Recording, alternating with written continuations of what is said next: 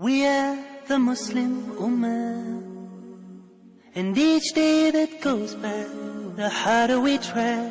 In gratitude we pray to Allah.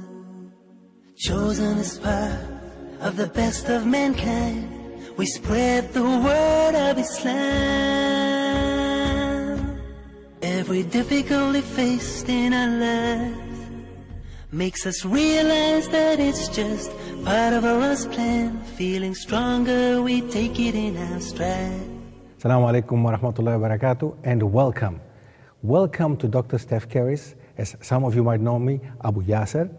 I'm the author of the book, The Forgotten Ottoman Heritage, which some of you might have seen already, the editor-in-chief of ilmonlinemag.com, and a lecturer at several universities and educational institutes throughout Europe and Africa. I would like to welcome you to an exciting, to a different, to a unique type of journey. A journey through history. A journey through our history, through the Islamic history. An important part of world history, not only for us Muslims, but it's a journey which many people, Muslims and non-Muslims alike, if they take this journey, they're excited about it. They're amazed about what they found out. And the same journey I started 21 years ago. The time when I accepted Islam, the time when I wanted to find out what is this all about? What is this Islam all about? What are these Muslims? What are they all about? Who are these Muslims? What kind of group are they? What do they represent in this world? And myself, when I started 20 years ago, this amazing journey, I was very surprised, as many even nowadays are when they start opening a book for the first time in their lives about the Islamic history, about a simple part of it, like an important but simple one, 700 years of Islamic history in Al-Andalus, Andalusia, in Spain and in Portugal, in the Iberian Peninsula. It's an amazing journey, as I said before already, and I would like you to participate, and I would like you to take a look at this and be proud of being a Muslim. This is something that we need, actually. We need to know history much better than our previous generations and teach them to our children.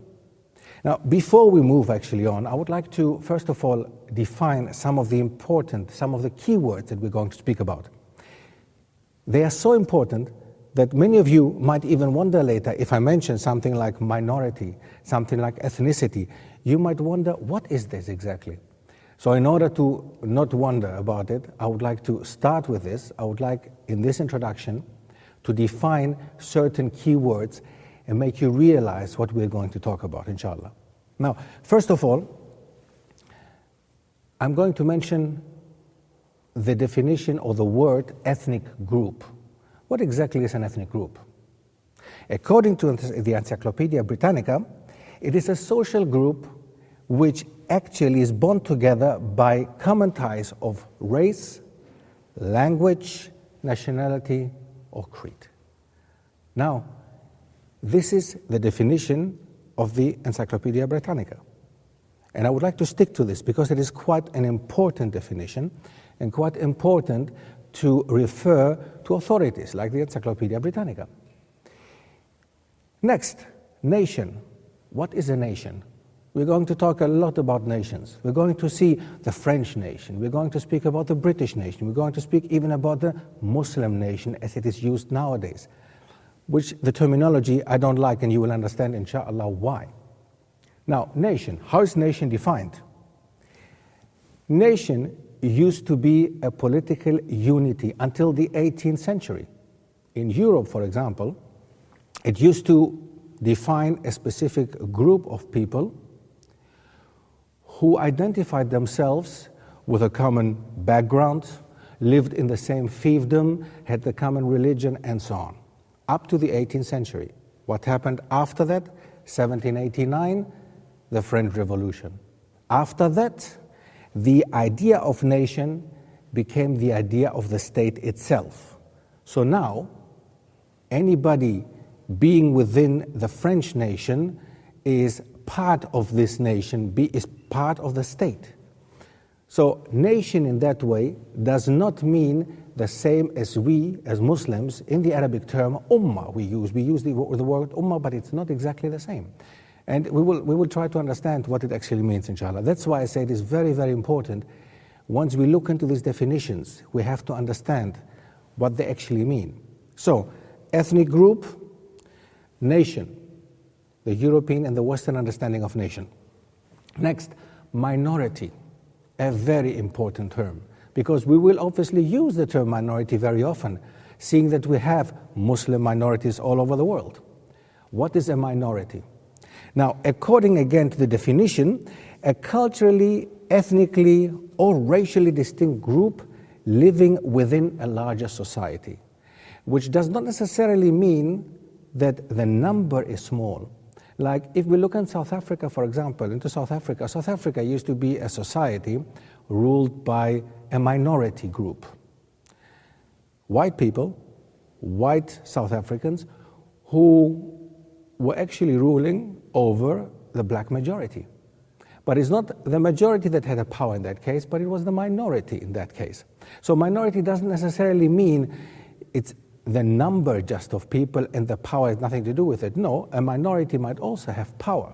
And in the case of South Africa, as we saw, it is a typical case for the minority ruling, being the ruling class. Integration, assimilation. Two massive words, two parts of vocabulary which is important to know, because nowadays in the West, people talk about they have to integrate. Some say they have to assimilate. But what exactly do these words mean? What does it actually mean if I talk about integration, if I talk about assimilation? We have to distinguish between these two. It is not the same. They are used as the same common terms, but they are not. Integration, again, and I quote, the bringing into equal membership of a common society those groups or persons previously discriminated against on racial or cultural grounds. This is a quote, again. So, the bringing into equal membership of a common society those groups or persons previously discriminated against on racial or cultural grounds. That's according to the Oxford English Dictionary. Integration, again, assimilation. Assimilation would not be the same as many people believe, as they make us also believe. Living in a Western society, we talk about integration, meaning let the Muslims become part of this European society. Let immigrants become part of the majority society. Integration. Now, assimilation does not exactly mean this. Assimilation comes from the Latin root assimilare, which means to make similar, to make equal, to make the same. Now, equality, equal itself is obviously a good thing, but what does it actually mean? To make similar or alike, to cause to resemble, to alter by the process of assimilation, to absorb into the cultural tradition of a population or group, to become of the same substance, become absorbed or incorporated into the system. What exactly does this mean now? If we contrast it to integration, integration means you become a part of society. Assimilation means you become the society itself. So you are not only just a part of it, but you play a massive role in it, and you look alike, you look like everybody else in there. There is no distinctive element on you. You might be part of the society and play an important role, but there is no distinctive element. There is nothing that makes you different to all the others. You don't come out of the society. You are not unique in that way. Don't we want to be unique? I mean, unique in a positive way. Of course, in a positive way. Now, assimilation, integration, two totally different words. We all want to be integrated in a society. We all want to play an important role, and of course, be part of a society, of the majority society, but we don't want to be assimilated. The United States, for example, is a typical example for assimilation. People come into the US, they become Americans. They're supposed to become Americans, but what does it mean to become an American? What exactly is the definition of an American? A very difficult question. I'm not going to answer it here now. simply because there is actually no clear answer. But what they want you to become would be the majority idea of American society, being a WASP, a white Anglo-Saxon Protestant. Now, not everybody can become white. Not everybody can become Anglo-Saxon, and not everybody can be Protestant. So in that case, even if you try, you will never be a WASP. So assimilation is an idea which actually people would like to have in their society, certain people. In the case of the US, in the case of France, a very typical example for Europe, France is an assimilationist society, meaning it's a society which likes to attract people into their culture, make them French. They would love immigrants to speak French. They would love immigrants to behave like French people according to the majority idea of people. Now, that means that automatically makes Muslims outcasts in the society because they don't behave like the average French people, like the average American people, like the average British people. So, in that case, we have to distinguish between these two terms, very important terms, integration, assimilation, and we will use them many times, very often throughout this series, inshallah. The last and most important term now still, for us Muslims, is the term ummah. What does ummah actually mean? What does it mean? Does it mean nation? Does it mean ethnic group? Does it mean a group? What exactly does it mean? Now, if we look back at the Islamic definition of ummah, and I'm not going into the term ummah as an Arabic term, but I'm going to the term ummah as the Islamic definition of ummah, what exactly does ummah mean?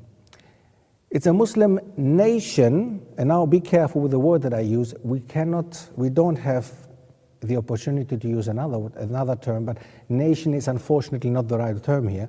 But I will still use the term nation to identify the group of people who identify themselves as Muslims, and it includes all the Muslim states in the whole world. Okay? That means, basically, an Albanian from Europe, a Pakistani from Asia, a South African from Africa, an American, all these people, from the moment that they are Muslims and they are part of the Muslim Ummah, that means basically that from that moment on, they belong to this nation. Again, careful with the word nation. I'm using it now simply to make you understand. I hope you understand that better. Basically, the Islamic term ummah does not go according to ethnic background as the term nation goes. It goes simply according to your understanding of you being a Muslim or not, being a part of the Islamic ummah or not. Now, at this moment we're going to have a small break, and I hope to see you after the break, inshallah. We are the Muslim Ummah, and each day that goes by, the harder we try. In gratitude we pray to Allah.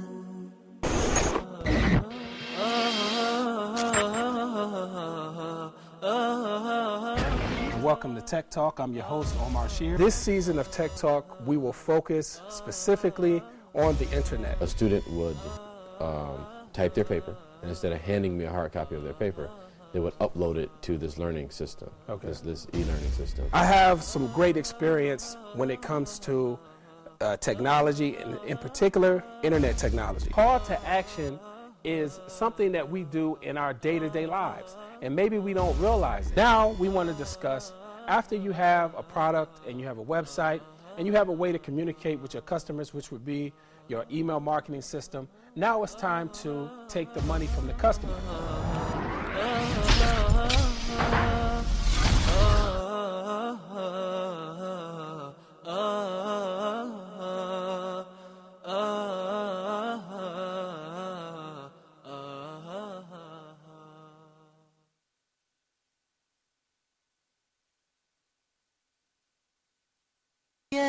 The Muslim Ummah, and each day that goes by, the harder we try. In gratitude we pray to Allah. Assalamu alaikum wa rahmatullahi wa barakatuh, and welcome back after the break. Now, we had quite a difficult first part discussing some definitions which are extremely important, and we will see in the long run they will be very beneficial for us, inshallah. We finished at the important term, ummah. Now, the Arabic term ummah, which Islamically has a very, very significant importance in our life as Muslims. We have to understand that we are all Muslims. Anywhere in the world, we are part of this ummah. Even if sometimes nowadays we might not feel it, unfortunately. We might not have this feeling when you go as an Arab Muslim, you go to Australia. There is not, as we would hope to encounter this warmth of the Muslims, to be accepted by the Muslims directly.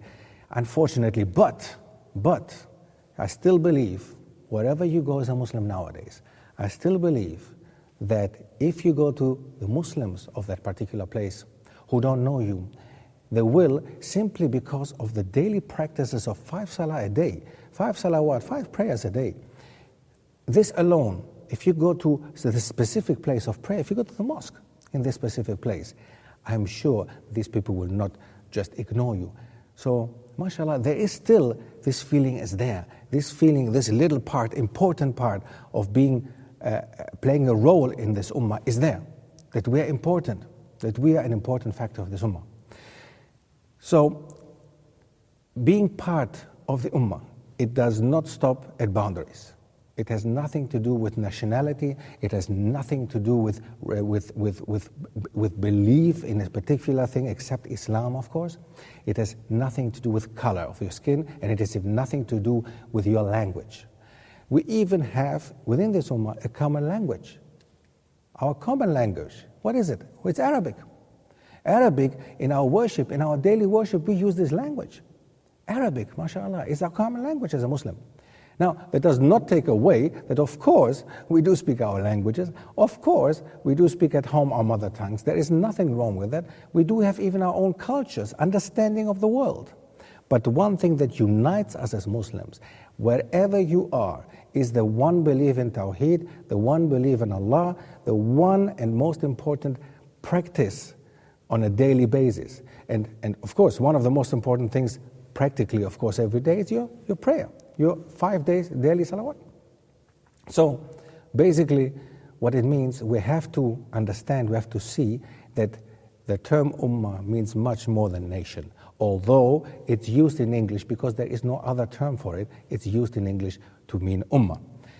Now, the point of this being a part of this specific ummah, this specific group nation, does not again mean that we all speak the same language. It does not mean that we all look alike. It does not mean that we all have the same color. It does not mean many things, but it does mean that we all bow down to Allah. Okay? So within Islam, within this unity, we have diversity. And it's beautiful. It's beautiful to see. It's absolutely amazing that you see an Arab, you see an American, you see a Greek, you see an Italian, bowing down in front of Allah the same way like all of these people do together because they believe in the same Creator. Okay, and we're all created, like obviously we're created by the same Creator. So obviously we bow down in front of the same Creator in the same way, all of us. I would like to look into 3 specific groups of Muslim. A Muslim is, of course, somebody, as defined by Rasulullah sallallahu alaihi wasallam, according to a hadith, somebody who, of course, follows the 5 pillars of Islam. But we have to see nowadays that, unfortunately, we do have, if we want to distinguish 3 groups or 3 categories of Muslims, if you want to call it that way, there is a specific type of Muslim who is not organized in a form of going to his daily prayer, going to the masjid, having daily contact with Muslims, dealing with the ummah as part of it. That's one type. The second type is the type of person who basically goes to the mosque once in a while, maybe even every day, has contact with his Muslim neighbors or non-Muslim neighbors, but there is a contact with the Muslims around him. And the last one is the type of, again, a word that I would not like to use, but a missionary activity. Let's say a da'i. We use the Arabic word da'i. Now, basically somebody who wants to spread who has the zeal to spread this beautiful deen. So there is a difference in people, the way they practice their Islam, the way that they feel being part of the Ummah. Or sometimes, unfortunately, even, there are some who don't feel they're part of the Ummah, unfortunately, which is a lack of knowledge, of course. People do not know their deen that well. We are not going to talk so much about numbers, simply because there is no specific analysis, there is no clear data about how many Muslims are there in the world. Do we know that? Impossible to say. Impossible. There are so many reverts nowadays who are not classified as Muslims. In many countries in Europe, you're not even asked for your religion, for your religious affiliation. So basically, there is no need for you to declare that you're a Muslim, which means you are not, in the statistics, you're not a Muslim. So talking about numbers is not that important at this moment. But what is important is the fact that the Muslim presence in the West has gained so much significance during the past few years that we have to mention the rise of the numbers of Muslims in the West, in specifically Europe, West as well as East Europe, South Europe, but also in North America and in South America. We will mention these parts of the world, and we will mention also the way that Islam spread in these parts of the world, and we will come across amazing facts. For example, I don't know if you knew that in Australia, basically, there were Muslims long before the first Christian settlers from Britain went to settle in Australia. This was even 200 years before Captain Cook arrived in Australia, 1770, before that. It's an amazing situation if you read about Muslims in Australia. In North America, there was contact to the Muslims already long before Columbus arrived in North America or in America, on the Caribbean. And there is so much that we still don't know. And the little bit that we know can make us proud. We should be proud of that, because it's amazing to find Islamic history in parts of the world where nobody would have ever imagined. South America, North America, in certain parts of Asia, in Europe. If we're going to look into some of these communities in certain parts of the world, like the indigenous communities of Muslims in the Balkan countries like Bosnia, Albania, Macedonia, Kosovo, if we're looking into these parts, if we're looking into these countries, we will see that in certain countries, the majority, like in Albania, 70% of people in Albania officially declare being Muslims. Now, they might not have the knowledge of Islam as we expected from a Muslim, but still it doesn't take it away that they are part of the Ummah. And they're Europeans. They are white, blonde Europeans. And many people were surprised. I remember a story of one of the sisters who told me in America, when they first saw one of the refugees coming over from Kosovo and from the Balkan area during the war, they were surprised to see white Muslims. They thought that every Muslim was black. And this is a misconception within American society. The same as my society, my people in Greece think that every Muslim is a Turk. The same as in France, everybody thinks that every Muslim is an Arab. And so on and so on, we can go on like this. So they're nationalizing our deen. They're nationalizing our groups. Our group, actually our one and only group, okay, our Ummah. They're nationalizing it. They're making you an Arab, they're making you a Turk, they're making you whatever they think that would be fitting to their understanding of the world. And we want to get away from that. So,